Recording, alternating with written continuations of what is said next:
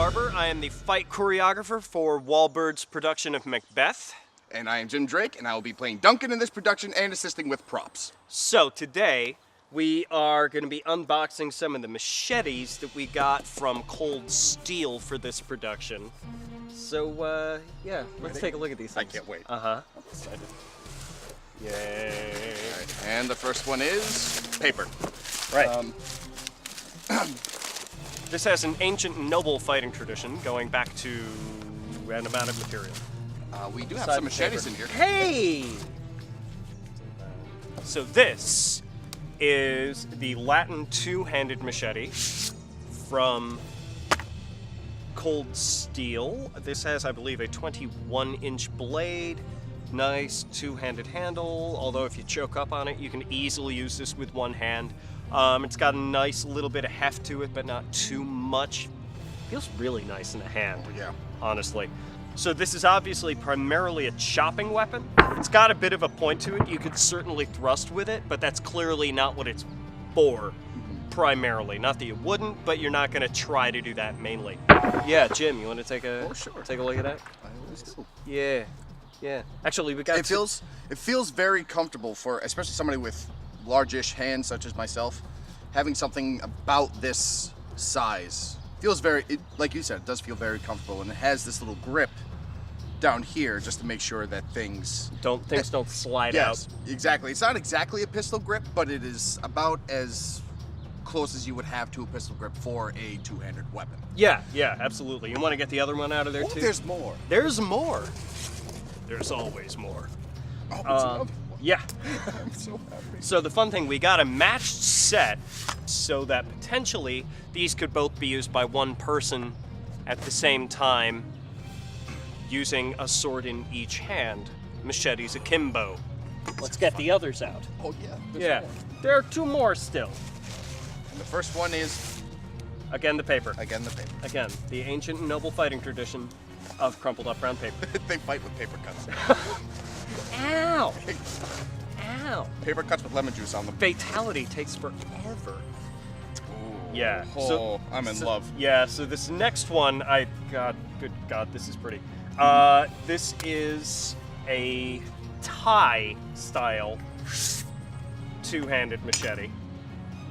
This has a just slightly longer blade. It's a little thinner as well. Yeah, a little bit of a thinner, longer blade than the Latin two-hander, and a much longer handle, right? Though similarly to the other, you can absolutely use this in one hand, but with both, and it's got this nice little pummel that you can slide your hand down and catch, right? So if you had to yank it out of somebody potentially, you've got this nice little, like, oh hey, my hand catches there. But used with both hands, there is a lovely amount of torque that you can create with this, almost using it like a staff. Think of a lacrosse stick. Very good lever. Yeah, exactly. Lever action. Exactly. Yeah, check that out. And I was gonna say, what this really reminds me of, more than anything else, are the swords the elves use at the beginning of the Fellowship of the Ring in the big battle. That's very true. In the Yeah, big battle in like the before time. Mm-hmm. I believe Macduff is going to be using this guy. Right. Severely. And this last one is my personal favorite.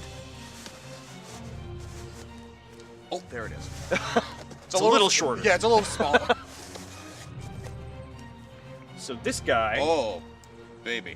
Yeah. Speaking of pistol grips. Speaking of pistol grips, so this guy is a barong, which is an Indonesian style machete. If any of you have ever heard of Kali, which is the martial art we're going to be using a lot of in Macbeth, this is one of the weapons that is done with. This is straight up for this system. It's a shorter blade than the others. Not hideously shorter, but just a bit shorter.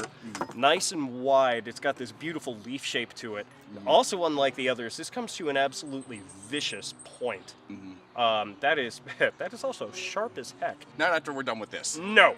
But yeah, so it's a beautiful thrusting as well as cutting weapon. Sweet. Got some in my eye. The thing I particularly like about the grip, this lovely sort of horn on the end of it, allows your hand to slide down. You're never going to lose this, right?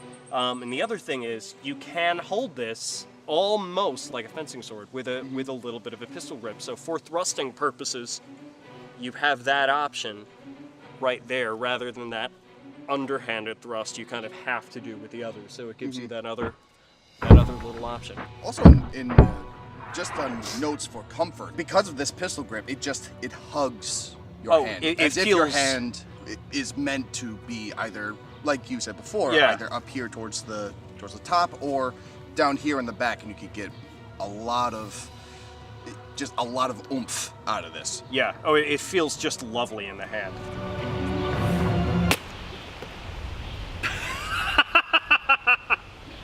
Nailed it. Chickened out. All right. Again? Again.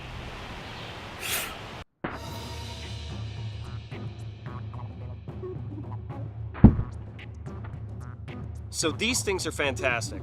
However, I don't want something that can do this swung at my body. So for our next trick, Jim here is going to grind the edges off of these things and turn them into something less good for cutting watermelon, but much better for stage combat purposes. What? Do the thing. That tip has got to be the first thing to go. Now, the overall blade geometry at the moment is like this. The process here is to round it out like so, and maybe tough it up with some sandpaper, things like that, so that if it does come in contact with human skin, nothing is cut, gashed, or by any means hurt.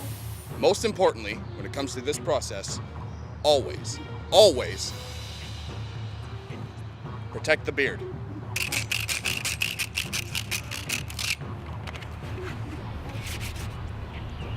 Hey, pet the kitty.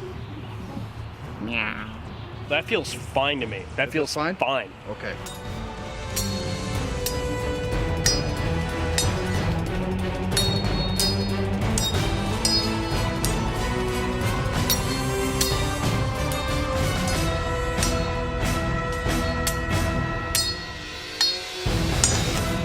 Hey guys, thanks very much. Hope you all enjoyed that, and hope to see you at the Lyric Theater for WallByrd's production of Macbeth.